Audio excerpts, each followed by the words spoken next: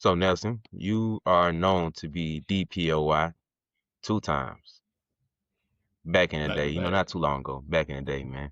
Two-time DPOY player of the conference, and I'm affectionately known as defensive trainer of the year with my players. College girls I be training. DTOI. DPOI. You feel me? Like that, like that. Self-declaimed. If anybody wondering, don't worry about the recognition. How I got it. It matters is that I have the crown. I have the title. But so this is needless to say, this is near and dear to both of our hearts. You know, Mm. the current state of defense in basketball has, I think defense got to a point where it's like the Cinderella of the game. It's like the ugly, wicked stepsister. And it's like, yeah, it kind of gets forgotten about when we talking about the game. So I have a lot of different ideas and stuff about this, man. But for you, man, how do you feel about the current state of defense and when we're talking about defense in basketball overall, man? What are your thoughts and concerns with that? Well, first off, I do obviously think the game is more geared towards offense now. Offense is king, obviously, because especially in the NBA, when we speak NBA wise, offense is the number one thing because people want to see scoring, they want to see points, they want to see shots, they want to see dunks, they want to see threes, all that good stuff. So, uh, the NBA pushes offense, and that's why there's no hand checking and there's no defensive 3 seconds, stuff like that. You know what I mean? It's to encourage offense. We want those highlights and things like that. So um that there is that part of it. I don't that part is not lost on me at all. But I definitely think defense obviously is still a huge part of the game. But this is the thing when it comes to that specifically in the NBA. Defense is based on what? Energy and effort more than anything. Now, there's some people who like are bad defenders, yes. 100%. I'm not trying to say everybody can just be a great defender. Some people are just built for Kawhi Leonard, long arms, big hands, good, like quick laterally, all that good stuff, built to be a good defender, stuff like that. Victor Wembanyama, 7'11", super long arms, crazy reach, going to be a great shot blocker, or he's going to be able to be a great shot blocker. But it's a reason Victor Wembanyama is considered a great defender, defensive player of the year candidate, and BeBall is not, Mm. because defense is based on energy and effort. And every player does not put energy and effort on the defensive end as much as some other guys would, or they should, I guess I should say. So when you get guys like that, now that means you better be putting your energy and effort into something else. So that means you better be a dominant scorer. Like that offensive end got to make up for not being able to guard. Mhm. And we see that all the time. Who the number one example of that? Obviously, everybody talk about James Harden. When James Harden was in his prime, in his Houston MVP James Harden heyday, everybody talked about James Harden being a bad defender. Now he don't play no defense, but he gonna get you a bucket, this and that. And that's what it's gonna take for you not to play defense or not to be a great defender. Now when it comes to that, who they talk about? Luka Doncic. Oh, Mhm. Luka don't play you no defense. He ain't gonna guard nobody. He ain't gonna guard a soul. But on his offensive end, he gonna give you everything you need. So those are the only times there's an exception because you have to make up for it in some other fashion.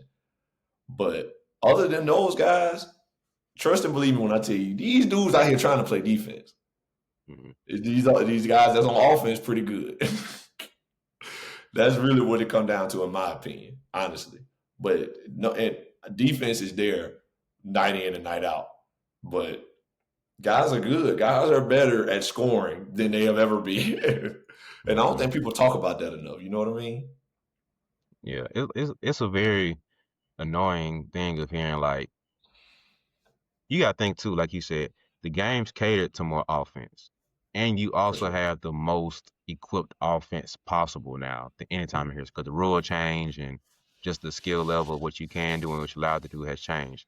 And so when you're, if We going into a war, and I have the most advanced weapons at any time in history. And the rules around the war are catered to me having those most advanced weapons in history, and your defense is not allowed to adapt as much. Then of course you're gonna see a lot of atomic bombs go off and people go off with 50 balls and this random country over here who ain't America or China, it's like, well, where you come from? How you drop a little 50 ball? Well, y'all rules allow me to drop the 50 ball. Back in the day, I'm dropping 30, and it's only a handful of y'all dropping 50. But because the rules have changed, and I got the advanced weapons that y'all got, I can drop 50 ball too. So I don't think we talk about that enough. Like, well, why ain't nobody got defense? Well, I'm trying, bro. I promise you. I am trying to stop Luka. I'm trying to stop Giannis. It ain't working. I don't know what It to tell ain't you, bro. working. It just ain't working. That's it. Like you gotta tip of the cap more. It's a lot more tip of the cap than people realize. I'm trying. I want to foul Giannis. He is just strong. Folks are trying to stop Shaq. He still dropped 61. Oh, AI's not. I'm not just letting AI cross me up, bro. I jumped, I'm trying. yanked me. Like, You get out here and guard him. bro. When I tell you, okay, side tangent. I know you probably seen me follow on social media, but like, I really wish we had like, once you get done with the actual Olympians, we had like the average Joes compete right after them, and we would just see like the talent gap of like, bro, how ridiculous this is. So the NBA level, this would be like, okay, once USA get done playing Croatia or whoever, like the average Joe Twitter finger American Olympic team got to play Croatia too. Why LeBron stop him? And then you finna see why he couldn't stop him. Why he do this against him? You finna figure out in about a good 15 minutes when this game over with why that didn't work. Oh, don't even get me started on like the foreign basketball players and stuff like that. Because oh my god, when people get to talking about they only got one NBA player on their team, do you realize this is their national team? That means these are the best players they whole country got to offer, and that team is they might not only have one NBA player, but everybody else on that team is playing high level basketball. But see, the average American don't realize that, don't even know what that looks like. They don't know how many guys on that team playing the Euro League, playing Champions League basketball, whatever the case may be, like what Pat Bev and them play at. Now, Mm-hmm. that is high level basketball. My agent said this to me once. I know this ain't really the topic. I'm sorry, but my agent said this to me once. He said, "It's the NBA probably two empty slots, then the Euro League, Champions League, and all those other different leagues in the world. The G League ain't in there. First off, the leagues over here better than the G League. Folks don't understand that part either.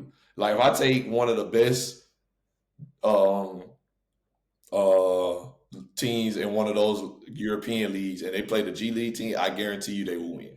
Or I will put my money on them. Let me say that. But the NBA obviously the best league in the world. I would never. I'd be a fool to say that otherwise. But y'all people make it seem like, oh well, we got all the NBA players, we should just win. While that does sound right, like on paper, like we got the better players, we should win. They have the chemistry, but also they're still playing high level basketball, and they all play a certain way that they're used to playing in Europe. Why, as opposed to in America, they're all playing different ways. They're all used to their own system and whatever team they play for. When it comes to playing, and that's why it's difficult to put a team together because it's like they're all used to having the ball. They're all used to playing in their own system, catered to them, NBA player wise at least. Like Steph used to this, KD used to this, LeBron used to this, and now we all got to get used to playing with each other. Mm-hmm. As opposed to over there, 9 times out of 10, like Serbia, for instance, Serbia know Nikola Jokic is the man. When Serbia get together for their national teams, it's like, all right, we got Jokic, we got Bogdanovic, and now we're gonna build a roster out from there. And that is worlds easier than saying, all right, we got Steph, LeBron, KD, Mm-hmm. Joel Embiid, Anthony Davis. Now, how we gonna play them? Like that's a lot harder to figure that part out. But Serbia get together. It's like we got Jokic, we got Bogdanovic. Now you gonna play the one, you gonna play the four, you gonna be the three. Let's run it. Yeah. But we playing through Jokic. Bogdanovic is our perimeter scorer. And we need shooters, we need facilitators, whatever the case may be. It's easy to build after that when we know we got that. Mm-hmm. So I hate when people be like, we got the NBA players. They only got one NBA player. They got two NBA players. Why are we struggling to play them? Because they know how to play basketball. They know how to play basketball. And they know how to play together. And they know how to play in this system with these players, this coach, all that stuff. And when that one NBA player you talking about be on their team, like how people talk about France, Nicolas Batum go on. Everybody know Nicolas Batum is a bucket in France. Like, but we look at Nicolas Batum like a role player. Batum go back to France. Evan Fournier, them guys that we look at like, yeah, they just regular, role players. They go to France and like, we got Batum, we got Fournier, we got a squad. Mm-hmm. That's how they feel. It's like, we got Nick coming back. Evan coming back, we good. Then Victor Wembanyama came up out of nowhere. We good. We got some dogs. They know how to play basketball. I'm sorry, bro, but I just hate when people were saying that during the Olympics. Like, bro, do you realize these boys know how to play basketball? These ain't no dudes they pulled off the street to just come play on the national team. Yeah. I'm sorry. It's just the ignorance that we have of just being Americanized and how we see the game and stuff, man. Because once you start dabbling a little bit more on overseas talk, it's like, bro, I want to keep going this point, going the topic of the episode, but like you playing different rules, playing a different ball, different court, all the stuff is different. Like, everything's different, bro, dudes can't even handle playing with a women's ball, let alone anything else with that. Bro, it'll take a minute to adjust. So we going from a men's ball, and it's like, dang, this ball feel a little small, don't it? Every single time. It's look, start shooting around with it, but everything airball. You're trying to adjust your shot. I shoot a little bit lighter. You still airballing, throwing off the bat. Boy, it's like, bro, what's wrong with my shot, bro? Now imagine doing that with a different basketball on a different court with different rules. Trying to play your game, travel. Trying to play your game, carry. Bro, what's up? Now you got to recalibrate your entire game with a different ball, different court. That's what NBA players got to deal with. So it ain't just if the world come and play the NBA rules, then I can understand the arrogance of being like, oh, y'all ain't ready for this. Y'all not finna come out here and just come out. We playing with NBA basketball, NBA rules, bro. NBA Please, court. NBA court too. Come on Folks don't now. even realize the NBA court is bigger than any court on any other level because the 3-point line is farther back. Mm-hmm. Therefore, the rest of the court is bigger. Yep. So people don't even think about it like that. But of course, the court is smaller slightly in Europe. So you would think, okay, that must make it easier for them. Not necessarily, because they're used to shooting from this far away. And the ball is different, like you said, and slightly smaller. I ain't gonna lie, I hate that overseas ball, the orange and white one. Like, it's cool. I don't want to say hate was a strong word. It's cool, but it's so much smaller than what I've been playing with. Like the Wilson Evolution ball, it feels like a volleyball compared to that. You know what I mean?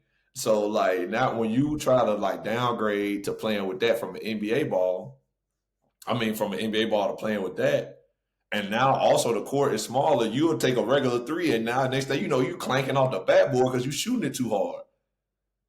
And, like, but if you brought Europeans to an NBA court and then they had to get used to the bigger court, now they probably getting ran all over because it's so much space. They got longer closeouts, all that good stuff. It's harder you can't even play zone for real on the NBA court because it's too much space.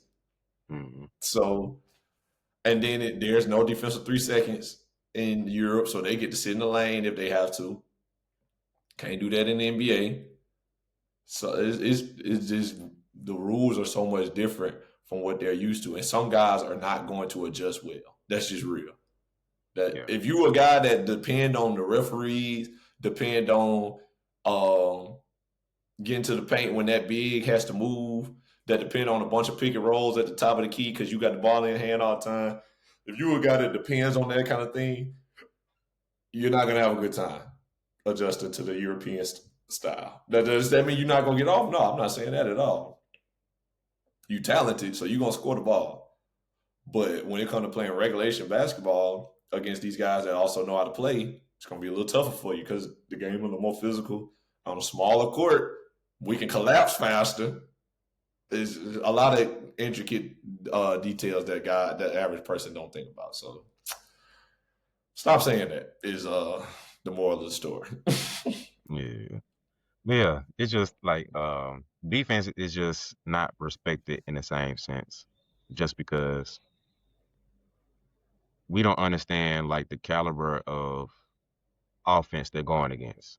So that's where the confusion, I want to say confusion, just the miseducation comes into thinking, oh, you're supposed to be the defensive player of the year. Why can't you stop him? Bruh, my heart of hearts knows I cannot stop this man. I can't. But I can do something to slow him down. I think that's the essence of what defense is. Especially talking about the best of the best. You talking about the all time greatest offensive players, the Steph Currys, the AIs, the Kyries, Bronze, KD, Dream, Dirk, Kate. Like you talking about the top tier offensive players you want to throw together. Going against the top defensive players, the Drew Holidays, the Jordans, Kobe's on both sides, Dreams on both sides. Uh, you know what I mean? Tony Allen's, Ron Artest, all these guys. KG, Tim Duncan, like, hey, lock these guys up. It's gonna be a long night. A very It'll be a long night. long night. And you wonder why the boys still scoring 30. So you talking about a 7 game series 1-on-1? It's tough. It's very tough. You wanna know why? Because the goal of defense sometimes is not about getting the stop. It's not that's not I know that sounds contrarian. It sounds like, oh, what is that? No, bro. In my opinion, the goal is to sit here and say, we put you in the toughest position and made you get the toughest shot possible. That's how I see what defense is. Because you're not at certain levels, you're not getting a stop, bro. You're not just gonna make them miss. But can I make you as uncomfortable as possible to make you take the toughest shot to pray that you actually miss this? Now, if you make it and you still making it, hey, keep running the same play. We do what we can do. We go back to the locker room and then just from there if we can. When you got Steph Curry pulling up over the team full of 7-footers and he dropping them off, all right, bro. Keep doing that, bro. Because that's the prayer we gonna have to have, bro. Like Right. that's it. Dog. Let me tell you, bro. When Steph hit that shot over Victor Wembanyama, that is the most like, all right, like you said, all right, bro. That is the most all right, bro, shot in history because this is literally the tallest player in the world, and he is guarding you, contested the shot, hand up, everything. You done shot it, faded away over him, 3-ball in the fourth quarter, and it went in like it was nothing, like cash. Didn't bank it in by luck. It was good. And that, like, when stuff like that happen, it really have you like, I mean, all Yeah. right, you know what I mean? It's meant to be at this point. Because I think about another person I think about a lot is PJ Tucker guarding Kevin Durant for the Bucks when they played the Nets that year. Kyrie and James Harden was hurt, Yep. and KD was giving PJ Tucker buckets, giving him buckets, dog. And PJ roughing him up, being physical with him, everything, and K just get a shot over the top, and it's just like, all right, bro. Because PJ Tucker ain't nothing but like 6'6". Mm-hmm. KD 7 foot. He trying to make KD work to get the ball and everything, but as soon as that ball touches his hand, it's like It's a wrap. there is not some things you just can't do nothing about, bro. Especially in basketball. It's one of the is now, can I take certain things away from you? And my goal is defense, since we having a defensive talk. The point of me as an individual defender and as a team defense, as an individual against another individual and a team against another team, the point and the goal of the defense is to take certain things away, primarily what you would like to do. We want to take what you as an offense would like to do away and make you do something else. That is the main goal, which is very much easier said than done, obviously. But that's the main goal. We want to take what you want to do offensively away and make you do something else. Like what's the backup plan? Now, if you beat us off the backup plan, then like you said, hats off to you. You beat us at our game, basically. Yeah. And as a defender, individually, if I'm guarding you, I want to take what you're good at away. Maybe you can only go right, can't go left. Let's take the right hand away. All right, I know if he go left, and if I cut him off from going right and make him go left, he probably gonna take a pull up midi. He gonna shoot it. He's not trying to get all the way to the rim. Let's take that away. Let's make him go all the way to the rim. See if he can finish. If I know you're a shooter, I'm taking the tray ball away. I'm selling out to get you off the line to make you pass or to make you make a move and score. Because I know you don't want to make a move. I know you just want to shoot, catch, shoot, whatever. The whole point and the whole goal is I want to take your first option away. What would you like to do? Let's take that away. What would you do after that? Now, if I'm a really good defender, I can defend the counter. You know what I mean? I know he want to do this. Let me cut him off, wall up, make him shoot over me. Good defense. If you make it, he make it. Good defense. Now, then you got guys like Kevin Durant, where it's like they got a counter to the counter to the counter. So, like, he cut me off, bang, bang, step back, cross back over, pull up over the top, cash. And it's like, all right, Will, take the ball out. Let's go. He made it. Let's go. And that's really what it comes down to, because that's how good guys are at basketball. Yeah. Like you can take it back to the past in any level or like in any era of basketball.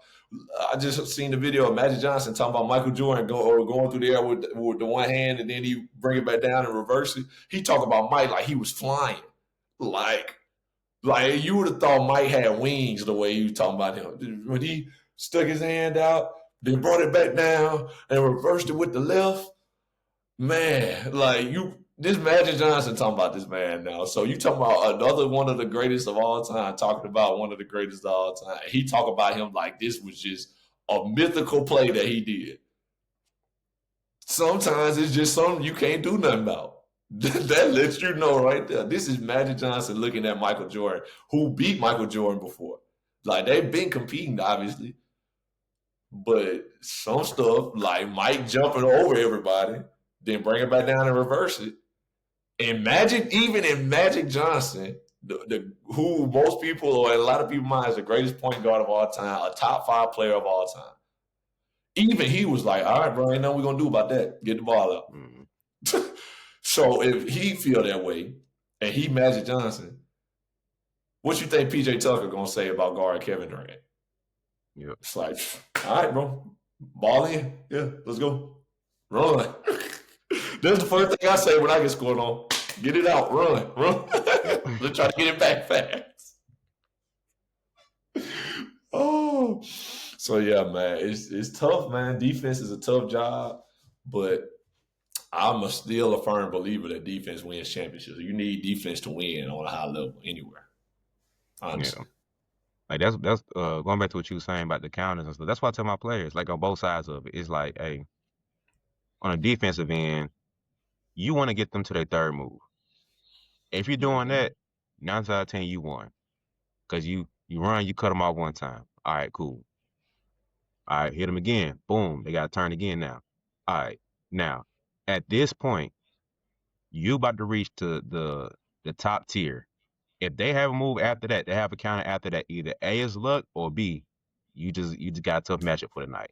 So if they get a third move after that, we're gonna have to play some real defense. Now, like, okay, if they get to this third move and they cooking out and they still hitting it, like you know, it's different between like I get to my move and I score or make a play versus, hold on, I believe you train for this. All right, timeout. Let's all right, it's gonna be a long night. So that's why I tell my players when it's on defense, like, hey, you get into that second, third move, you've won the game. You've won that battle right there. That's all you have to ask for. Because by that point, you over dribbling, coach probably fussing at them. You finna try to get deep into your bag. Your feelings getting hurt because you're getting turned so many times. Once you get in that space, you've done your job. You won. From there, finish your job, close it out, get the stop. On the offensive end, it's like, hey, the first rule is either shoot the ball or try to drive. We're talking about if you're trying to score. Let's just, simplify it that way. The goal is to score. Mm-hmm. Catch and shoot, catch and drive. That's it. Moves are secondary options. So now if you get turned, you cut off and you get turned, boom, there. Cut off again, boom, we going there.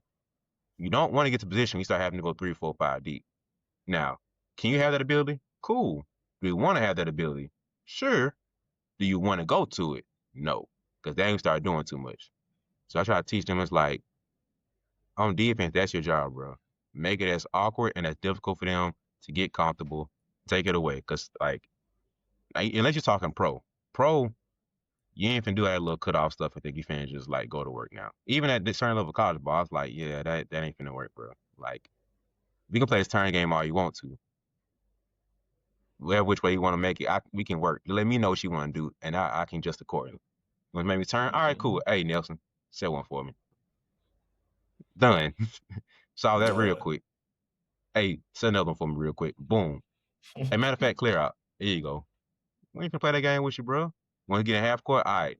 Now, hey, set this up. Whatever play call is, run it, and we good. So it's just like defense gets a little overshadowed in terms of like the simplicity of it because it is a lot. It's more complex than we kind of make it seem. But just to boil it down, it's like, hey, make it as tough as them for them to try to score. And I don't think they understand. Like, yeah, that's it sounds very simple, but when you got James Harden that can rock you to sleep, bulldoze you, and finesse you with the Euro step back in the day, it ain't gonna be that easy just to stop them. So I just feel like defense gets like this bad rep now, like it's kind of misconstrued of being like, oh, it's so simple and easy. Why aren't they trying? And it's like, bruh, please stop saying why aren't they trying? Like, go to the rec center and try to stop somebody, bro. Go do that first, and then talk Promise to me you. about the NBA. Like, Promise you. And like, bro, I'm a defender. I'm a defensive minded guy. I can usually stop guys. Like I long arms, this and that, you know. And man, I tell my assistant coach and some of my friends at Columbus. I said, man, winning defensive player of the year is a blessing and a curse. It's a blessing because yeah, it's an award. You earned it. It's a blessing to be recognized. But it's a curse because once you win that DPOY, now people want to flip it on you. Like you just got a bucket on DPOY and this supposed to be DPOY?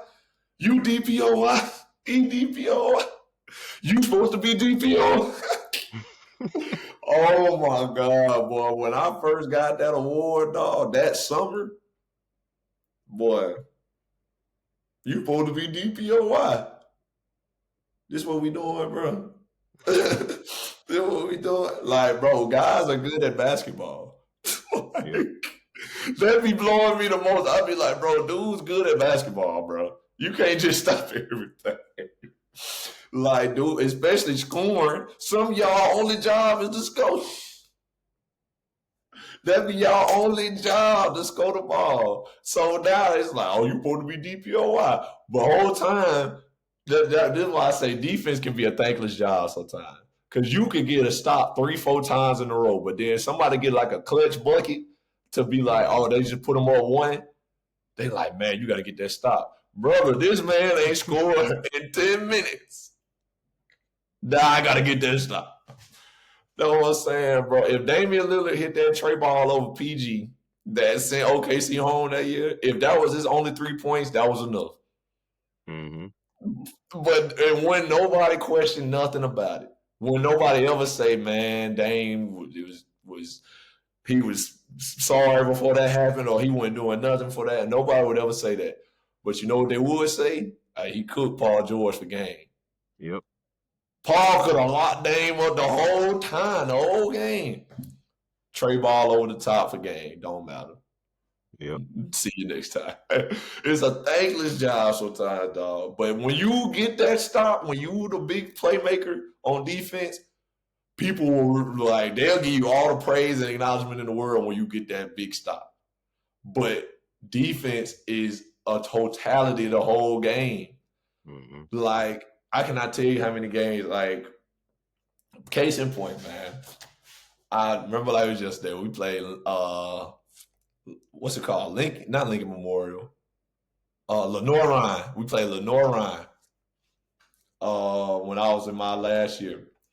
And they had a good big man and a solid point guard and some shooters. That's all they had. So we got up late, like we was up like 2 in the last minute, and they kept running this sideline pick and roll, like kind of ice on one whole side to go pick and roll and let the guy roll, have the whole baseline. You know what I mean? And I kid you not, I could show you. I could find the clips probably because I clipped it out at one point in time for my highlights. I had got 3 steals in a row off this same play because their point guard was determined to get the ball to their big. So I'm sure their coach was like, try to get it to him or whatever. But he was determined to get the ball to the center. I stole the ball 3 times, 3 straight possessions, sealed the game. We won. And we made free throws and stuff. Shout out to Demir who made the free throws. But that clinched the game. And later on, my coach said, I probably never will forget watching you dang near beat Lenore Ryan by yourself. Like, because you got to think locking up a pick and roll as one person is tough. Like, usually you need people to rotate, to stop the roll, and rotate to the next pass and to the next pass. It take a whole team effort. I done stole it 3 times in the same pick and rolls. He was like, I will probably never forget seeing you all like really almost beat them by yourself on defense. He said, I ain't never had no player be able to do that. I've never seen a player be able to do that on defense or affect the game defensively like you could. He said, you deserve all the defensive players of the years they give you.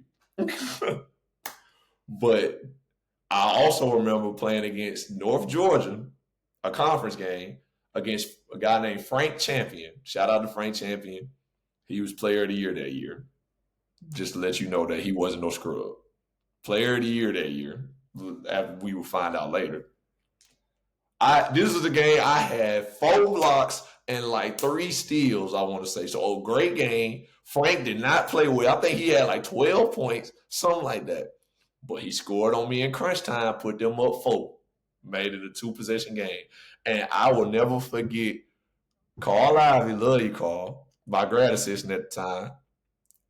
Carl Ivy put that clip in film the next day and said, this ain't bad defense or anything, but I just put this in here because you supposed to be DPOY.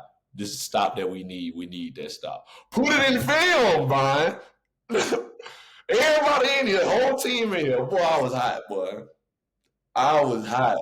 Talking about we need that stop. You DPOY, you're supposed to be our guy on defense. We need that stop. We need this to be a stop. Player of the year. Get a bucket. Probably, I swear he had like less than 15. I don't remember exactly what he had, but he had less than 15. He had less than his average. Got a crunch time bucket, put them up double digits. Not double digits, but a 2-possession game. We now, you supposed to be DPOY. You our guy. You supposed to get that stop. All right. All right, bro. Oh my God. It can be so thankless sometimes. Yeah. It can be so thankless. Yeah. It's tough. Let me think about something of like when you talk about MVPs, man, all player of the conference and stuff, it's either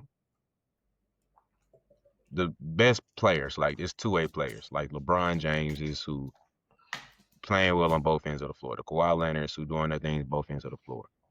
Mm-hmm. Then you're gonna have the Currys, the Lucas, who are like Curry at best, solid team defender. Luka is at worst. Ain't trying. You almost a liability almost. If Luka won 6'7", 6'8", Lord have mercy. Boy. Liability on 2 legs. That's what he would be. And so why is it that we consider the Lucas and the Stephs MVP 10 times more than we consider a PJ Tucker, Drew Holidays? Like, why is it that we don't look at if we gave out an Offensive Player of the Year award in basketball and you had the rankings of the top 5, usually probably 4 or 3 of them 5 are going to be in MVP talks.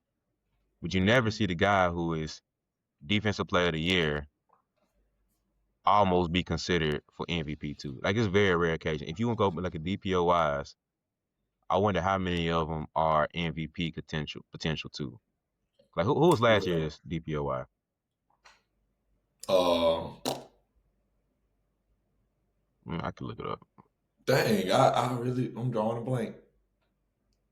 Um, because it was supposed to be Wimby, but then he ended up getting hurt. Oh, not Jared Allen, Evan Mobley. Yeah. I'm gonna let you try to figure it out. Yeah. So Evan Mobley won it last year. Wemby should have won 2 years in a row, for being real. So Exactly. Just ain't played enough let's just games. go. Let's go last 10 years. All right, DPOI. So Evan Mobley was last year. Rudy Gobert year before that. Triple J, Jaren Jackson Jr. before that. Marcus Smart, Rudy Gobert, Giannis, Rudy, Draymond Green, Kawhi, and before that, let's go Joakim Noah trying to throw an extra name in there. And some other names people should know. Dwight Howard won 3 times in a row. And KG won. Uh, should know Ben Wallace if you're a fan of ours. He won 4 times. Metal World Peace. Can't remember time, but there's some other names people should know.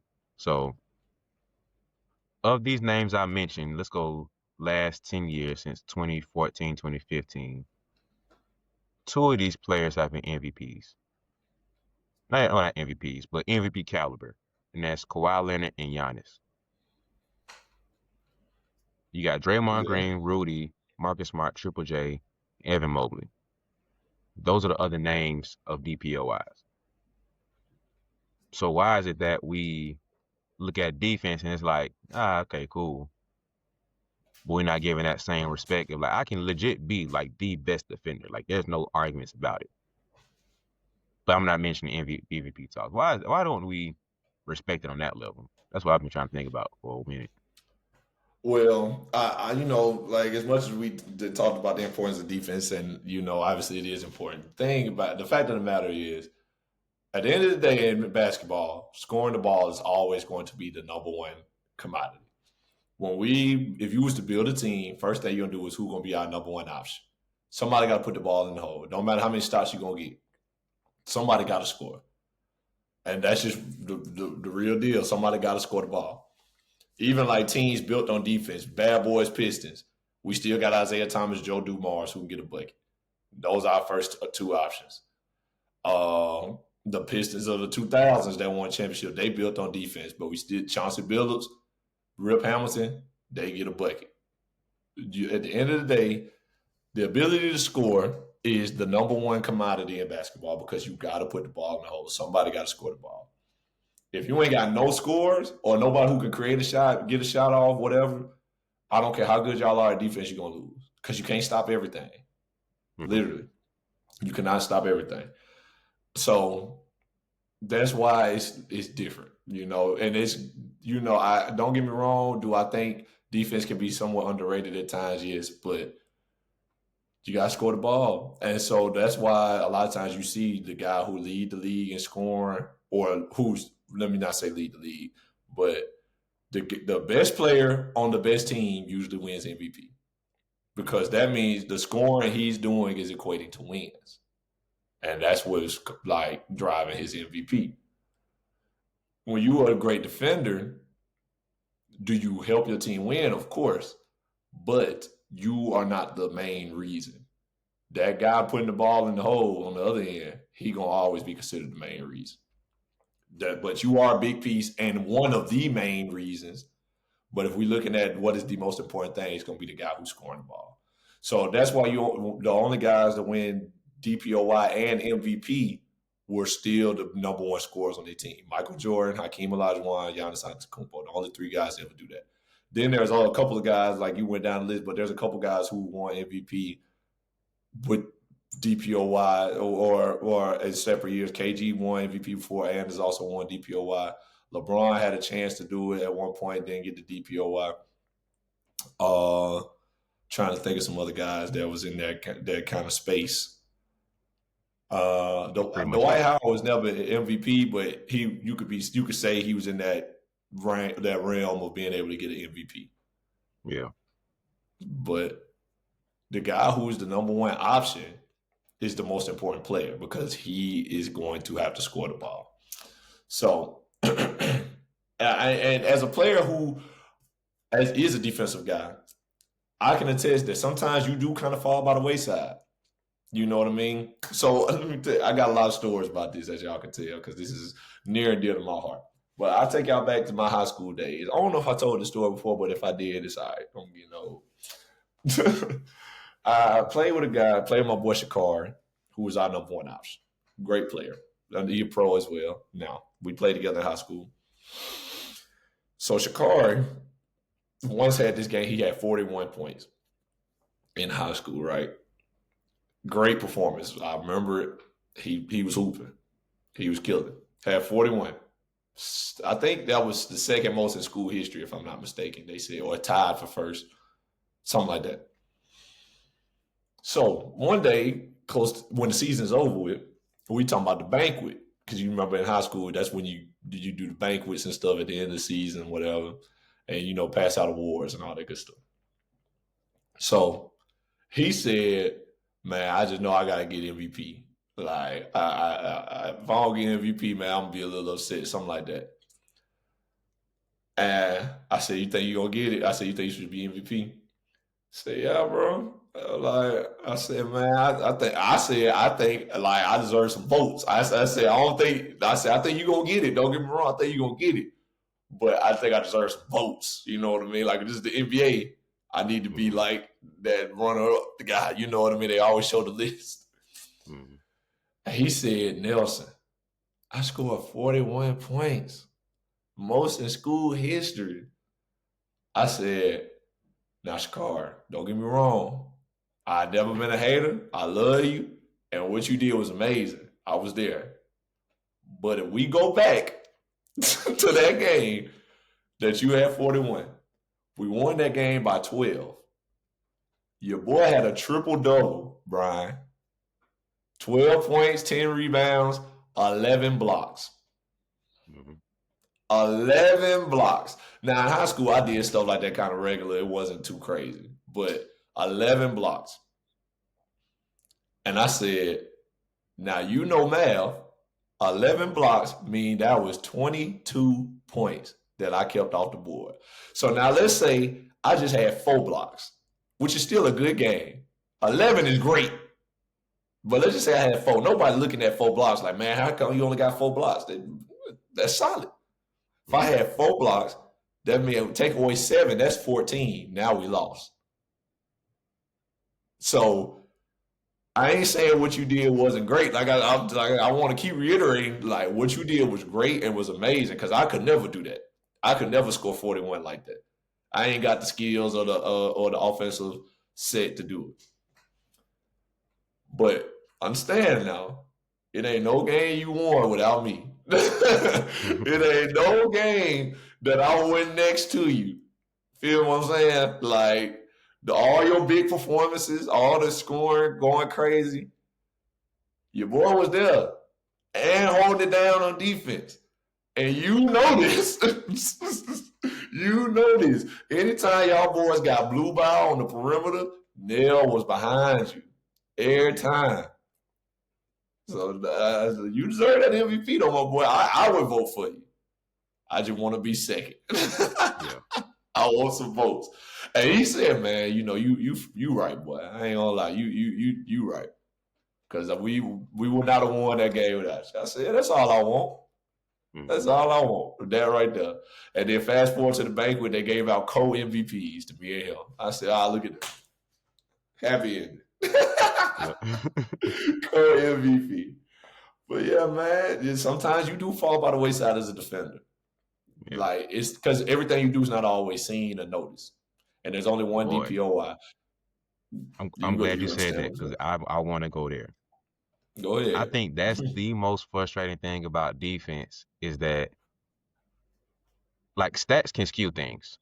I want to clear it up too. So you mentioned James Harden, right? And he's notoriously known for not being a good defender.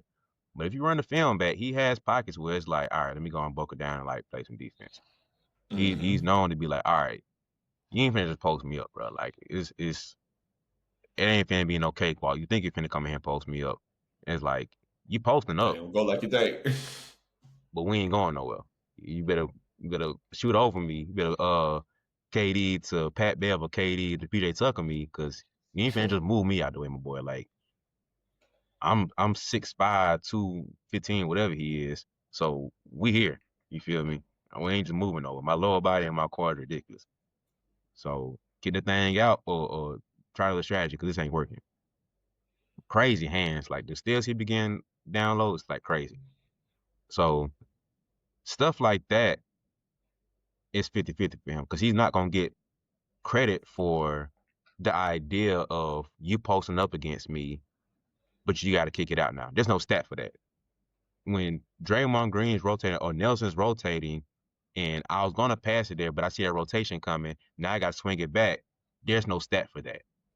But Mm-hmm. everybody loves the blocks and steals, but not knowing that half of his blocks and half of his steals came at the assist of somebody else. So yes, you got the credited steal, but it's me pressuring the ball to make him cough the ball up. You just happen to be the one to catch it. Or not to take away from you, but like I'm doing the work on the outside to funnel him this way, and he's taking this crazy one leg off balance shot. You just sweep in, like he's gonna miss it anyway, or he's gonna be a crazy if you make it. It's like, hey, you just pull some crazy Kyrie stuff out, Steph Curry stuff out. Cool. You just put the nail in the coffin and erase that joint. But I don't get Mm-hmm. credit for that because I made him take that tough shot. You get credit for the block. There's no stats for half of the defense you're gonna see. And as a defender, people be like, "What's so special about that?" Did you not see? Are you What? watching the games? Do you not understand and comprehend the move this man? Like, bro, there's so many players who make amazing plays. Kyrie Irving embarrassed a lot of people, but when you slow down, look at what this man did on defense that Kyrie had to go in his bag. Like, when you think about an offense of like, oh, let's go football first.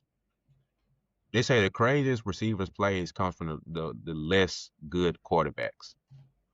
Calvin Johnson had some crazy highlights. You know why? He had a subpar quarterback. No boy just throwing everything to him. But guess You have to what? go get It, it. you getting double triple team. Hey, bro, figure it out. Here, figure this one out. Figure this one out. Figure this one out. We ain't throwing. We know we ain't throwing oops to you. Hey man, you put it Mm-hmm. right there at the bottom of the square or right there by the rim. Easy work. Just But I don't know if you heard this story, but I think it's DeAndre Jordan. He came out and said it. But when he started playing with Chris Paul and Blake Griffin, when they first got with Chris, it was like, it's cool. Every lob, Chris Paul, he's efficient with that one. It's like, hey, we trying to get a bucket. After a while, they're like, hey, man, give me a little spice with it, man. Throw it a little out there. Throw it higher. Throw it higher, throw it a little outside this box. Let me get to it. Throw it a little low. Let me, scoop it, windmill them up. Let me do a little fun with it. Chris like, all right, cool.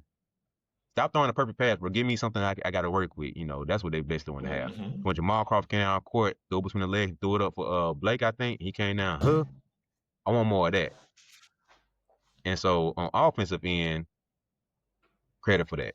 So now think about it in terms of I have to go deep into my bag of offense. So when Kyrie, that first year when Kyrie came to Brooklyn, I think literally like the first game, I think he came down for the game winner, boom, boom, boom.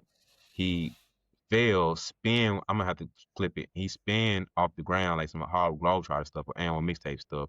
Came back up, hit the shot. I I think remember I that. can't remember, but I think you know the move I'm talking about. And it's like, Yeah. bro, I don't think people understand of like the fact that defense has to make you do that. You don't get highlight offense without higher tier defense. And it's like so many times, like the Paul George situation, it's like, first off, we're like a good 3 feet behind the 3-point line. This man is 2 steps inside half court. How much further should I get? Well, bro, you're playing Damian Lillard. There's only two other people in the league that can do that. It's him, Trey, and Steph. You should know that by now, bro. So it's like you ain't playing by the same rule book. This ain't Kawhi Leonard. He's driving in for the mid range. We know that. So it's like I don't think we understand like the great offensive highlights that you see come at the cost of some good defense that just didn't go that way. But you don't get highlights. You don't get the recognition for making that be a tough shot. Like everybody ain't Jordan just being like, "Oh, this is easy. Let's make it harder." Everybody ain't doing it in the game, bro. Especially not today's game. Like it gets Mm-hmm. to a point where it's like, "Oh snap, I gotta figure something else out." There's only a handful of dudes that can just make it harder on themselves. Be like, man, let me just not play with my right hand and play left handed. I'm only gonna figure out how to do this instead. Like it's a handful of dudes that can do that. So I don't think we get enough respect to the dudes who are like Kyrie has to go deep in his bag this time. It ain't just him pulling it. Like he ain't just doing that all the time off of pure skill. Just like I just want to go crazy today. Now, granted, he does do that sometimes. But when there's a Drew Holiday in front of him, Marcus Smart, I'm forced to do it now. But I don't think we Mm-hmm. compute that of like, man, that David Mitchell making him go deep into this bag. Tony Allen making him work for that shot. But because he makes it, it's like, no, bro, that's tough. So that's I don't know if people understand how much that bothers me when I see stuff like that. It's like because there's no stat for half of this stuff that you see on defense. You just have to know the game. Be like, man, that was Draymond read that. Like, I don't think people reckon it's cool because you got to steal. Let's say you got to steal the first play, but then you rotate the second time and he just swung it. No one credits you for that now. Like it's not as sexy because you didn't get the steal. Or he did pass it to him, you rotate a little bit later and you got the block. So two out of Mm-hmm. three plays get recognized as being great plays. But real hoop heads know he still stopped all three plays. They just didn't result in a statistical piece to show that he made these plays. That's I don't, I'm off my soapbox now, but that irked me, bro. Just like you don't get stats for being a great defender all the time. It's literally just you doing your job, like it's a thankless job, man. So Hundred yeah, percent, bro. I still remember when Pat Bell was talking about Dame Lillard in a press conference after they played one time, and a okay, reporter said Dame had an off night tonight, this and that. So I don't even remember what she said after that, but she said Dame had an off night, and he said if he would have scored 30, you would have said he cooked me. But now hmm he ain't scoring. Now he having an off night. That's real though, so real, bro. because they gonna always cater to that offensive player. Like, excuse me. But But they'll never give you that credit of being like, oh yeah, you locked up Dane. They're like, Dane had an off night. Because don't get me wrong, it's mainly because they have so that person has so much of a track record of like, okay, nobody can stop them. So then when they don't play well, it's just like, okay, he had an off night. So I get that piece of it, but Pat 100% right. If he would have had 30, he would have said he could me. Now it's like, oh, so now I can't win for losing. If I lock him up, he had an off night. If I get killed, now he killing me. Now he cooking. yeah, So when do I get the recognition? When does what I did, get recognized, basically? And man, I felt Pat in my soul when he said that. Like, man, if he would have had 30, you would have said he cooked me. But now he out here with 12, had off night. So hmm I just ain't doing nothing. So I might well not be out there then. If whatever happens, happens, it's gonna be on him either way. I might well not have been a part of the game. yeah, So man, it's one of the things, man. You just never know. But um your teammates and stuff, your coaches, they're gonna be the ones that always recognize like how the importance of having you out there. And you done seen me play in college and stuff like that, where it's a noticeable difference when I come out the game. oh Man, I man, cannot tell B if I had $1 for every time I came out of the game and the very next play the other team got a layup, I would have a lot of dollars. Because I notice stuff like that every time. Like I come out the game and I mean they'll get a layup. That's happened to me so many times. I'll be like, man, I be on the bench. I just sat down and these boys get a layup. And not to say nobody ever gets a layup while I'm in the game, but I'm talking about a layup, like uncontested. you like layup line. Yes, and I'm like, how, bro? How? And I'll never forget this one game. More than start me. We was getting ready to play Young Harris. He told me we gonna start. Did he? Yeah, he said we're not gonna start you against Young Harris because we worried about we worried about you having to guard their guards because they play like small ball, like four like small players, like guards, forwards, whatever, and then one big man. But they basically playing like four guards, and Mm-hmm. everybody can shoot and stuff. He's like, okay, so we kind of concerned about that, so we're not gonna start you. Is that all right with you? I said, whatever you want to do, coach. You know, I said, it is if that's the game plan, what it is, whatever. We go out there, I kid you not, off the tip off. They won the tip. They gave it to their best player, who brought it down court, and our defense parted like the Red Sea because nobody knew what we was in. Nobody knew we was gonna be a man or we was gonna go right into our amoeba defense. The defense just did this, and he came down court, and you could see he was like confused. He was like, and then took like two hard dribbles and took off and tried to dunk like this and missed the dunk because he went too crazy. Like he put the ball back like this, bro, and tried to like punch it, and like the ball ended up going straight back up. So he missed the dunk. But when that happened, I'm on the bench. I look my coach dead in the back of his head, waiting on him to turn around and look at me. Because I just knew in my soul he was gonna turn around and look at me. I was staring at the back of his head, like, yeah, you know. He ain't turn around. But man, when I tell you, boy, we got smacked that day. Got smacked. I got in the game. By the time I got in the game, we was down 15. We ended up losing by like 20. We got smacked, boy. Man, I was blowed.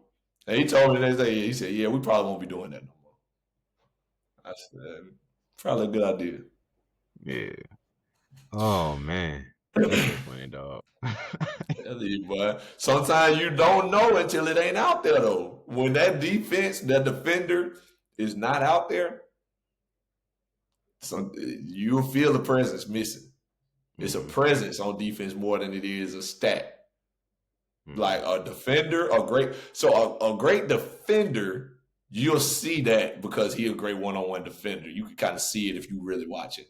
But a great defensive player of like a team defensive player, like maybe a rim protector or good at rotations, good at pick and roll defense, stuff like that, good defensive player for the team, that's more of a presence than a stat or something you can see. And that when that presence ain't there, that team will feel it. You'll miss it. Cause it's like, dang, we usually can stop that.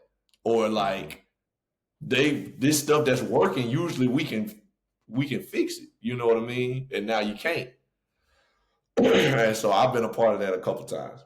Just like my boy Shakar with the team we played against when he had the 41. Lo and behold, the next time we played them, I ain't play. I had food poisoning. We won that game by 2. And he didn't have 40. Yeah. Oh my goodness. But yeah, man. When the presence of of a great defensive player is missing, you will notice. I remember when KD was with the Warriors, and there was a stat. They used to show this graphic on ESPN a lot, where it was like the Warriors' record without Steph, without KD, without Draymond Green, and they had the highest win percentage without KD, had the lowest win percentage without Steph, but Draymond's was higher than KD's. Like, I mean, lower, I guess I should say. Yeah, they lost a higher percentage of games when Draymond didn't play than they did when Kevin Durant didn't play, basically. Yeah. And Steph had the lowest win percentage. Without him, they won like 30% of the game, something like that. It was real bad. And that makes sense because Steph's gravity on offense is so important. And without Steph, it'd probably make it 1,000 times easier to guard them. Not to say it's easy because they still had KD, Klay Thompson, Draymond Green. But without having to chase Steph around, it's a little bit easier on everybody to guard, not just one person. But without Draymond, that defensive presence and the facilitator that he was, without them having that presence is even bigger than KD as the huge scoring presence because we still have scoring in Steph and Klay. Now, if it was just KD, no Steph and Klay, it'd be different. I'm positive. But when you still got the scoring ability of having Steph and Klay out there with Draymond, we good. Now, without Draymond, we missing the defensive side of it and the facilitator. Yeah. And now without Steph, we missing half our offense. They feel like. So it's differences, man. You will feel the presence when it ain't there, for sure. Yeah. Oh yeah, because it's just a whole different way to, like, as a guard, my defensive thought process is totally different from yours. Because Mm-hmm. 9 times out of 10, I'm more likely concerned about my matchup and the scheme around my matchup. So meaning, am I dealing with a Kyrie who's gonna be 1-on-1 and trying to drive? Am I dealing with Steph Curry 1-on-1 trying to shoot? Am I dealing with the Luka who can 1-on-1 but probably gonna go pick and roll more? So that's what my brain's wrapped around all game long. That's all I'm really trying to focus on. Now, I could do some off-ball damage too. So if I'm able to sit back and not be on the primary option on offense, and like, all right, cool, sitting in the wing, playing free safety, kind of, I can talk now. I can communicate a little bit more now. But for the most part, I'm locked in to where I'm at. Like I'm almost on an island mentally, not even just like physically. So if I'm guarding Kyrie, I'm so locked in on Kyrie trying to figure out what's going on, reading the screen. If Gaffer finna hit me with the screen, if he finna come up with the bop bop bop and try to rock me to sleep, I got to worry about this constantly. If I'm guarding Steph, you just praying at that point because it's on ball. And it's like, all right, let me go to him Just off praying. ball. Where he wiggling to? How many screens I'm finna get hit with? On ball and off ball. So for you, I just speak about your experience, because you can speak to it better than I can. But like, it's different for you Mm-hmm. because you got to worry about the scheme overall. You have to worry about the game plan of your player, and you have to communicate for me and my scheme what I deal with too. But like, it's difference between wings and guards defense and the big defense. You can't speak to like the bigs in which I got to deal with. Yeah, as a big, it's more so about obviously post defense. If they got a guy that might post up, then that's 1-on-1. Everything in basketball, you got to be able to guard 1-on-1. Let's start there. Mm-hmm. But when it comes to being the back line of the defense, and when I say back line, I'm not just talking about zone because people think when you say back line, you must be talking about 2-3 zone or something like that. No, when you playing in the back line of the defense, that means you're usually the lowest person. So I can see everything. I am the back line. I'm usually closest to the rim, all that good stuff. Now, occasionally you do have to guard a big that can shoot, but that there's still going to be bigs going to always be closer to the rim more often than not. So when you're in that back line and you see everything, your biggest job is communicating. That's your biggest job. Communicate, communicate, communicate. Talk, over talk. Even if it ain't necessarily something they need at the moment, you can just be in the back like, I'm sitting middle, I'm middle, I'm middle, I got help, I'm last, I'm last. Like communicating. Because when you communicate, that keeps everybody on the same page. And that's the most important thing on defense. On defense, it is my job as the backline man, the center, usually. If I'm in the back of that defense, it's my job to make sure everybody on the same page. Now, when we go to the other end of the floor on offense, it's the point guard job to keep everybody on the same page. It's point guard job to direct traffic. Hey, go there, go here. We running this. Hey, y'all switch, whatever. That's the point guard job. When we on defense, it's my job to make sure we're on the same page because I can see. Guards, like you said, I'm locked into my man, my matchup. We looking mano a mano half the time. Now, when he ain't got the ball, you in help, you in the gap, whatever the principles of our defense are. But you locked into your matchup. Man, so let me give you a prime example. You was there, actually. Wait, did you come watch us play at Miles Yeah, my last year? You was there. Yeah. A bunch of our family was there. Great day, great game. But my guy Rome, shout out to Rome, that played with me. He was our 4, I was the 5. Rome was a quiet person in general. And your personality really shows in the game of basketball. I'm a firm believer in that. He's a quiet person in general. He don't talk a lot, especially if he don't know you, whatever. He one of them types. So on the court, he was quiet. He didn't always talk. He didn't always communicate. And if he did, he wasn't loud all the time. He's like, switch, switch, switch. Like, bro, they can't hear you. He can't hear you. You might have said it, but he can't hear you. So then L, our point guard, shout out to L. L is a guy, he mano y mano. He a very much mano y mano type guy. He don't want to get scored on. He right here with it. And I could always trust L on defense most time. So that Miles game, they kept messing up pick and rolls because Rome would not call out the screen and not tell him what to do, not say switch, not whatever.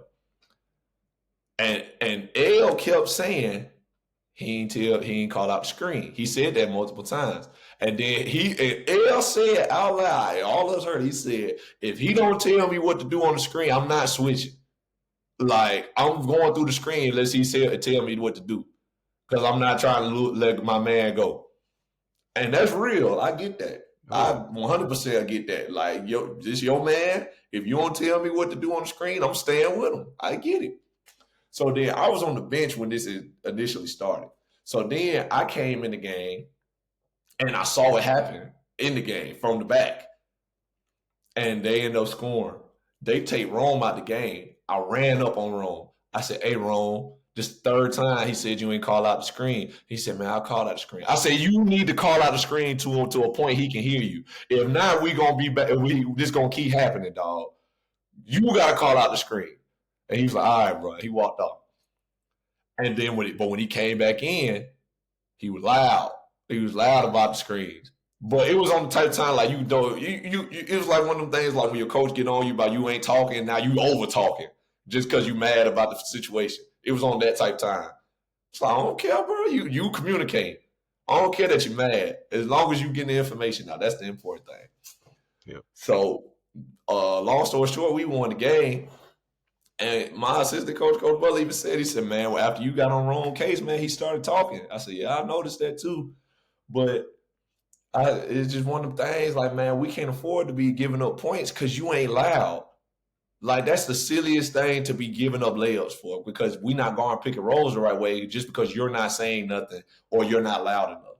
Like, just speak up, bro. We need it. We need it. He's like, that's kind of stuff you got to do, man. You got to be a leader and tell guys what we need from them, man. And I said, yeah, I mean, coach, I'm going to always try to communicate, like, the important thing to the guys. And, like, that's my personality. If we need that, I'm going to be the one to say it. Like, hey, bro, we need you to do that. It ain't about me. It ain't about you. We need that from you. That is me. That is me as a person, especially if it's something I can't do. Mm-hmm. So, like, when guys, like, when I got a guard that turning the ball over too much, but he a scorer, I'd be like, hey, bro, shoot the ball. You trying to pass, you doing too much dribbling, score, shoot. We need you to score. I can't score, he can't score, we are not scorers. You can score the ball, though. Score the ball. Stop worrying about pass. I promise you it's going to be all right. When you see the lane to pass, make the obvious pass, obviously. But I want you to shoot the ball. And folks be like, all right. But I feel like I had a personality, like, especially it helps because I'm a defender. I had a personality that people don't look at me like I'm being selfish. Because if I was a scorer saying these things, people would probably think I'm being selfish. I just want to score. I just want the ball. But when you're a defender and I say, hey, man, we need you to score, you like, oh, well, if he want me to shoot, I can do that. But vice versa, if I say, hey, man, you need to be louder, you need to speak up, you need to talk, people be like, you're right. I need to talk. I need to be loud. I need to do that. That's the difference, though. People know when you're a defender, you're so much about the team. Mm-hmm. Because that's what defense is. It's a team thing. You're about the team when you're a defender. That's why people love and respect KG on all his teams. That's why people love the Pistons love and respect Ben Wallace. People talk highly about Dwight Howard when he behind them on defense because they know if they get beat, they got Dwight Howard behind them. A defender is going to always be appreciated by his team because it's like he for the team.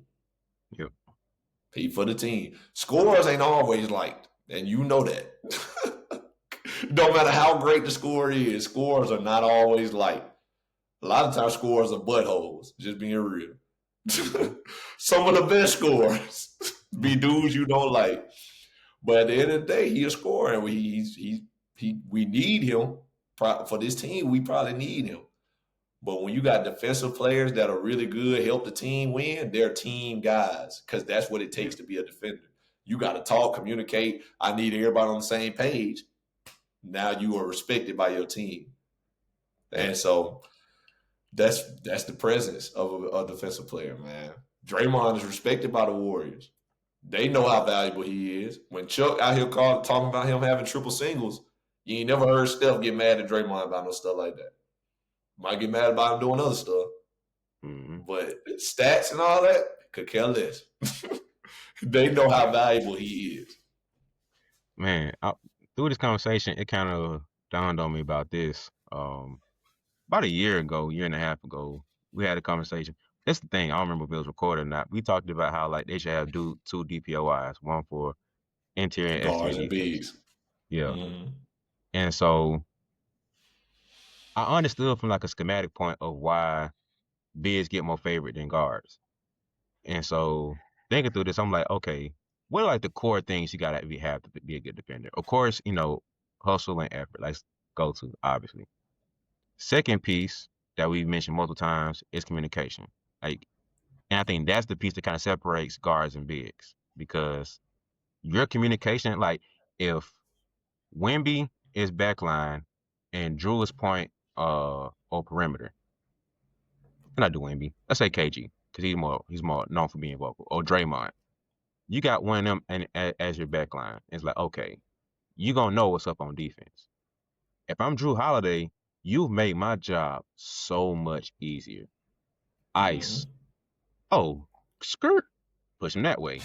Oh, pushing that Bet. way. Thank you. Hey, watch middle. Watch middle. Middle coming. Okay, so you keep in your mind something's coming middle. If I'm on the right wing, I got some idea something's middle, but I'm still locked in on whoever I'm guarding.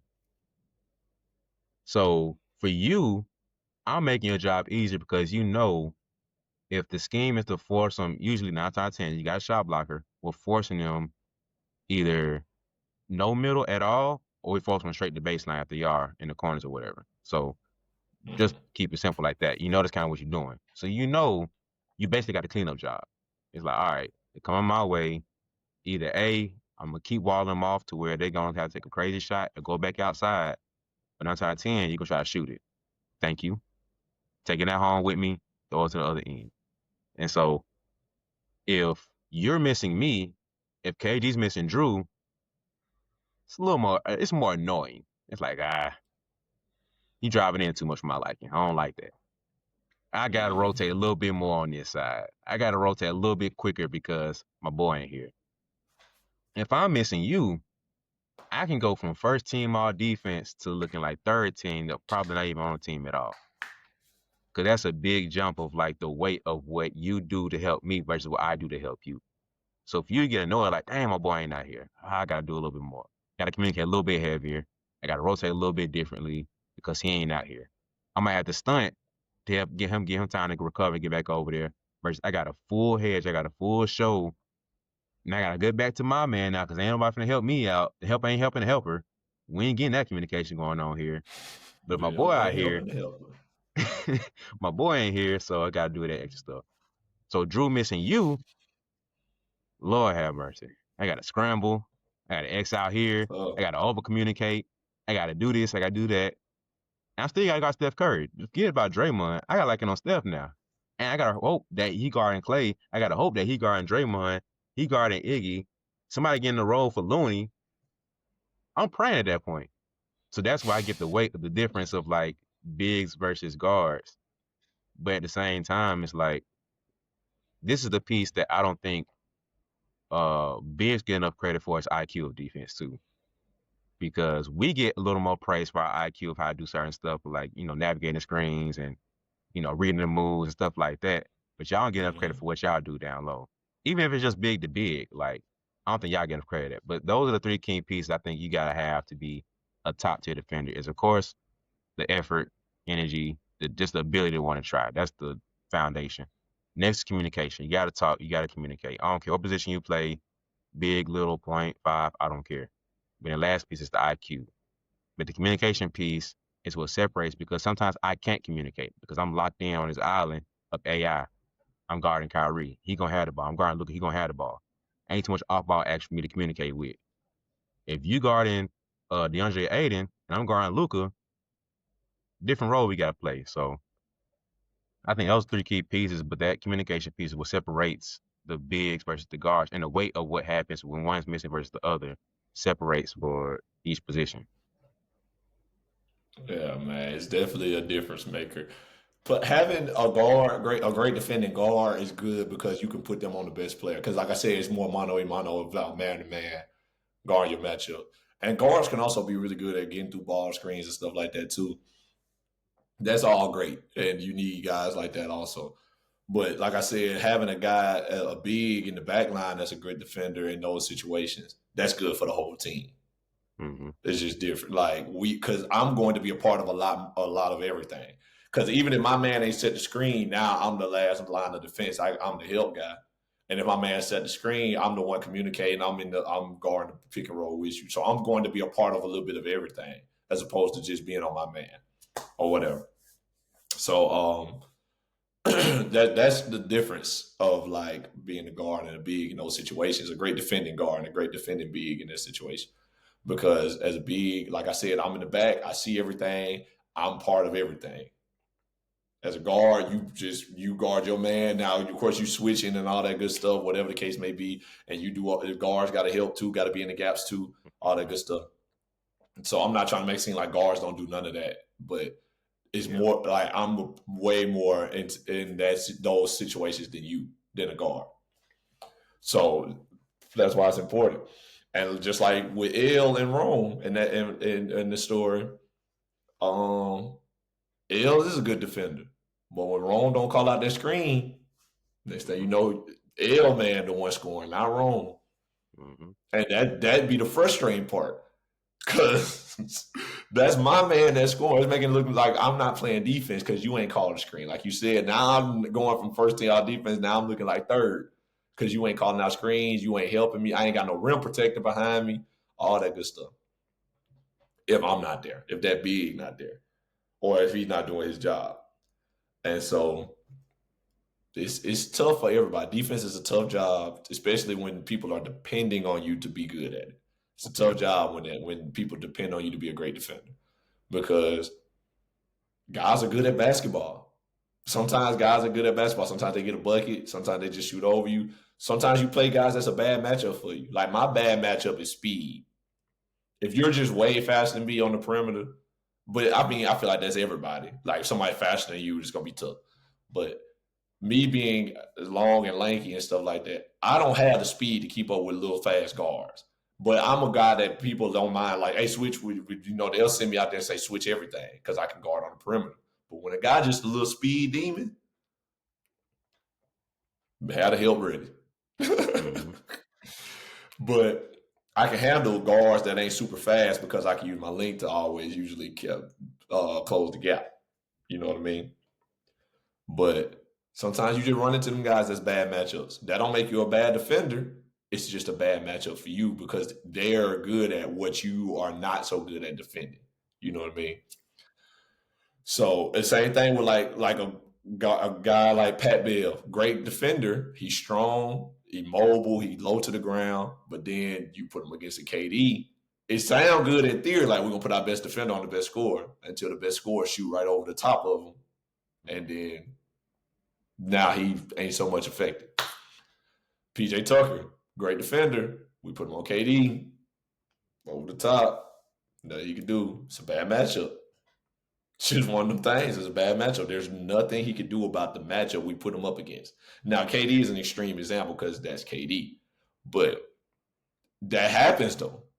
It'd probably be the same thing with like PJ Tucker against Laurie Markkinen or somebody. Like he's taller, he's a great shooter. He could probably shoot over the top. Hmm. So it just happens, man. It's tough when people depend on you to be a great defender because sometimes you get some tall tasks, some tall orders, and you just got to try to rise to the occasion. But that's the challenge, man. And I don't want to make it seem like because the scoring, being the number one scoring option is also tough because now they're game planning for you as a scorer. They're putting their best defender on you, and the team is geared to stop you, the defense. Hmm. So that's also tough. It's tough for everybody when you get depended on to do certain things. It's tough, but that's why we do it. That's why we do it because it is tough, and you want to rise to the occasion. If you were the player you say you are, you got to rise to the occasion. That's how it goes. Yeah. Yeah. Yeah, man. We're gonna dive into a lot more in this season, man. Like this is a pretty good overall conversation. We touched on a little bit of more, a little bit of everything, man. Like a good breakdown so people can understand the scale of defense. Um, you know, we probably get too nerdy into like on ball versus off ball team defense. We ain't get too deep into the rap. We'll probably touch on that more when we get like the later episodes, but um, so that's a pretty good conversation to have here, man. Anything else on your chest you want to get off, or anything else you want to kind of cover? Uh, Players appreciate your defenders. Your great defenders are like the offensive linemen in football. They're your first line and last line of defense. And quarterbacks, nobody appreciates the offensive lineman more than the quarterback. So guards appreciate the bigs that are great defenders. Now, I've always been a shot blocker, and my guards know that. They appreciate that. I'm a guy that's going to have your back.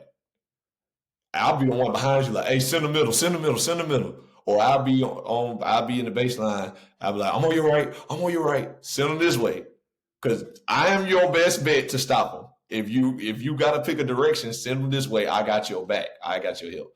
Appreciate guys that do that. Take them out to lunch sometime and be like, hey man, I got it, because you know you got my back. Stuff like that, man.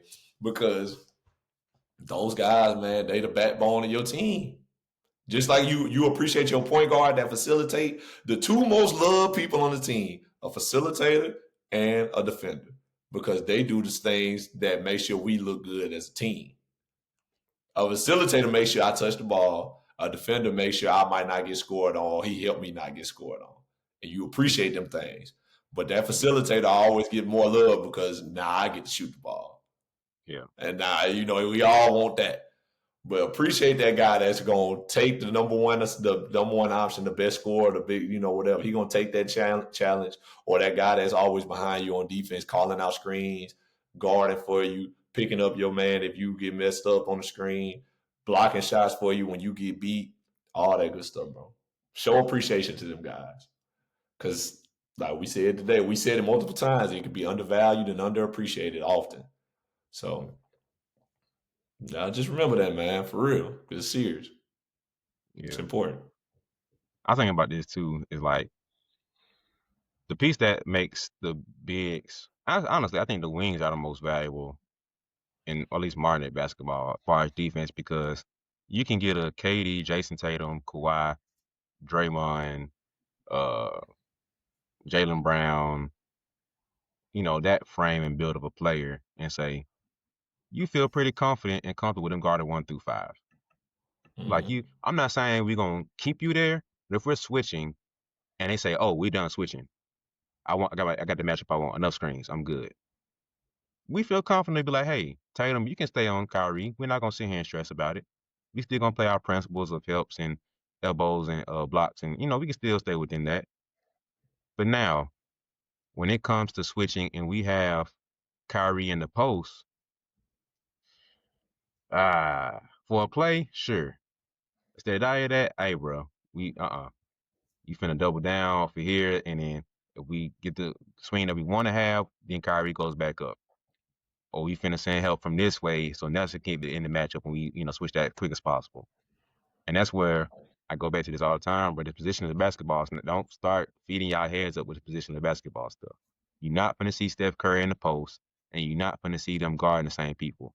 You're not gonna Mm-hmm. see any of them guarding Wemby. You're not gonna see that happening. Pat Bev is getting scored on by KD, Laurie Marketing, Joker every time. You wanna Every know why? time. Them boys are too small. It's a mouse in the house for a reason. So until you start seeing everybody look like SGA and up, you're not going to see no level of positionless basketball all the way around. There's still too much value in a 6'2", 6'1", 6-foot guard who can get you a bucket. Until they start doing that, and you only see value in 6'3", 6'4", and up, then you might start seeing more positionless basketball. Just because the bigs start doing more guard stuff, because we have a Nelson that we trust to switch out and guard a guard, don't mean the guards, we just can, everybody ain't James Harden can handle their own in the post. And everybody ain't Jason Kidd that's 6'5" can do the thing in the post. D Wade blocking shots, Derek White blocking shots. We ain't getting that all the time. Some people Steve Nash. little 6'1" guard who more team defense than anything. But that's the value y'all have, like being able to switch a lot more than we can. We can switch and rotate and help and stuff, but I'm nudging to get back to my man. I'm slowing him down by the time you get back to your rotation from screen and roll. You helped out. I'm nudging him to slow him down so you get time to come back down to your man. I'm not guarding him though. I might stunt down, double team. Okay, he ain't throw it back to my man. But all this talk about position is basketball, no, bro. Until Steph Curry hit 6'5", 6'6", and we started seeing him post up a lot more on offense, and we started seeing him guarding the Wemby's and the KDs and LeBrons, I don't hear nothing about positionless basketball. So all that stuff is a facade. Stop letting the KDs feed y'all dreams of positionless basketball. No, bro. We still have point guards for a reason. Jalen Brunson is not out here guarding everybody on the floor. So yeah, y'all got a different value because y'all got a lot more versatility to y'all defense. So I get why defensive player of the year goes to y'all more, but it's like, come on, bro. Like Drew Holiday is a workhorse in that in the floor, man. Like my boy is respect. Should have had DPOY already. Yeah, I 100% agree with that part too. Though guards that really take the challenge of guarding the number one option night in and night out, and like they live in that space. I definitely think they deserve more consideration. Marcus Smart was able to get in one last 2 years ago, or whatever that was, 2 years, 3 years ago. And, that was cool. But like you said, Drew Holiday has definitely deserved one at some point in time. But, when it comes to the analytics, they're going to always favor the bigs. I know you don't really look like that.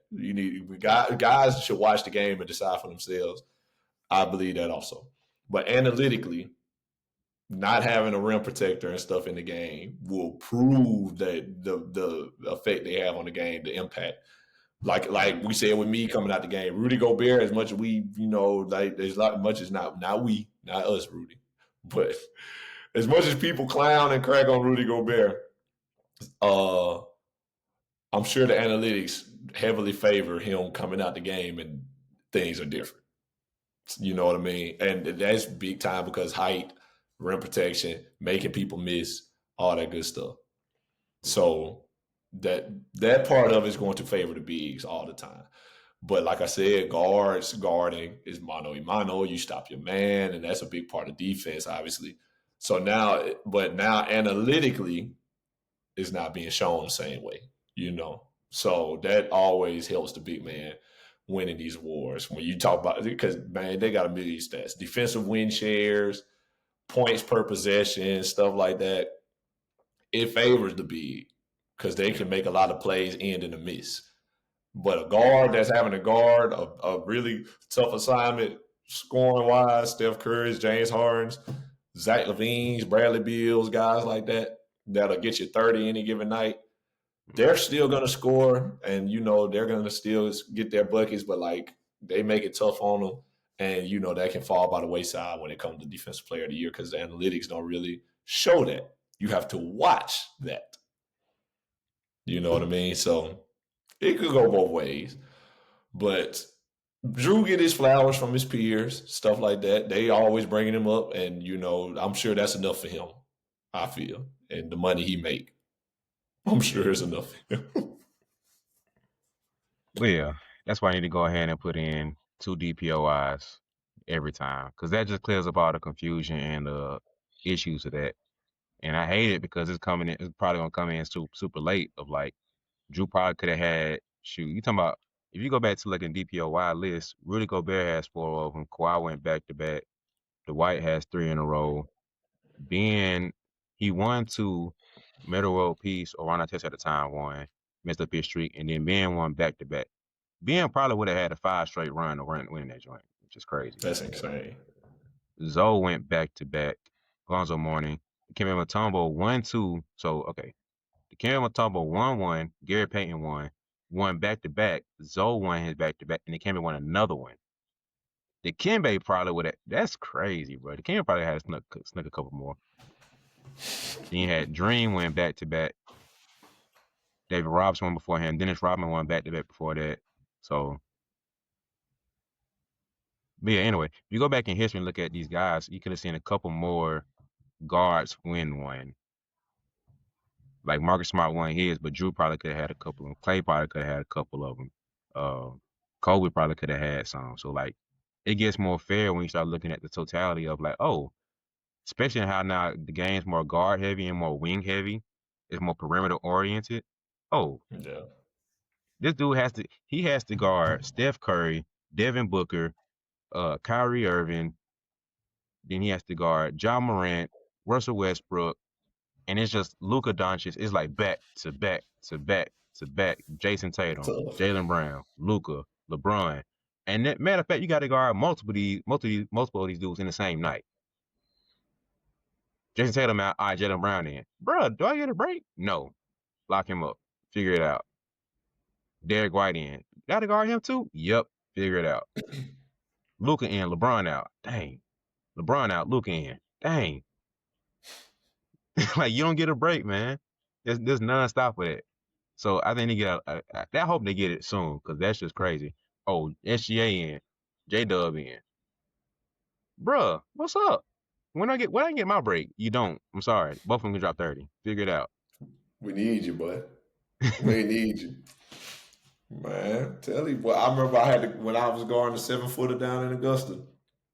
I remember he came out the game. Me and him was talking junk to each other, right? But he was coming out. And he was talking trash, walking to the bench. I'm talking trash to him as he walking off. And my my coach was watching us talk to each other. And he was like, man, y'all. He said, man, you doing good, boy. You giving him hell right now, man. I said, yeah, coach, appreciate it. Go on, get me out while he's sitting down. He said, I got you, I got you, I got you. Go on, get me out, dog. I need the break. He said, I'm foot, dog. Get me out. Yeah. I'm 6'7", bro. Like, take me out the game while he is sitting down. And when he went back in, boy, he went back in and got a bucket. Coach said, Nelson.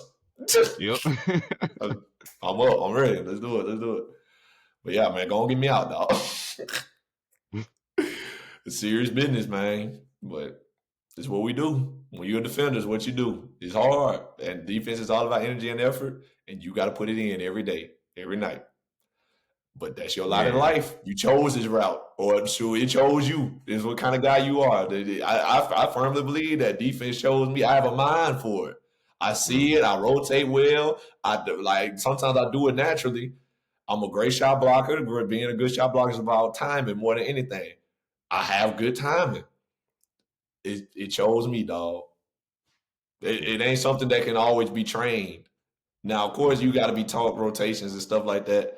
But how your coach want to guard, what kind of defensive principles we have, all that good stuff. You got to learn all that piece of it. But this life chose me, and it chose like being a defender chooses you, not the other way around. Being a scorer, you chose that life.